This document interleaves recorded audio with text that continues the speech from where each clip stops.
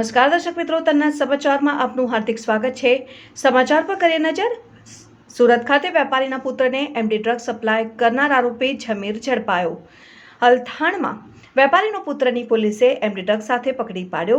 વેપારીનો પુત્ર ડ્રગ્સનો બંધાણી બની ગયો હતો। ડ્રગ્સ તેના મિત્રોમાં સપ્લાય કરતો હતો।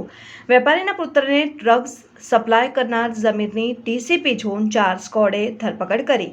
રિપોર્ટર વિજય તન્ના સમાચાર સુરત। 5-6 દિવસ પહેલાં અલથાણ પોલીસ સ્ટેશન ખાતે એક એમડીનો કેસ કરવામાં આવેલો, જેમાં ધર્મ સંજય કુમાર વાનાવાલા પાસેથી 1.13 લાખનો એમડી ડ્રગ્સ જપ્ત કરવામાં આવેલો। સદર ઇસમની પૂછપરછમાં ઝમીર ખાન ઉર્ફે જંગલી સન ઓફ અમીર ખાન નામનો ઉલ્લેખ થયો, જેની ઇન્વેસ્ટિગેશન ચાલુ હતું અને આ આરોપીની શોધખોળ કરવામાં આવી રહી હતી।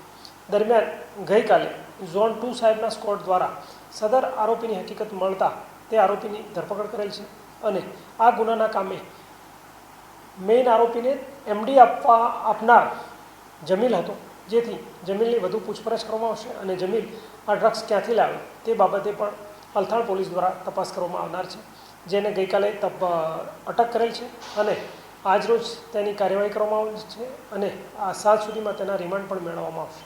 સર, આરોપી પહેલા કોઈ ગુનામાં સંડોવાયેલો છે?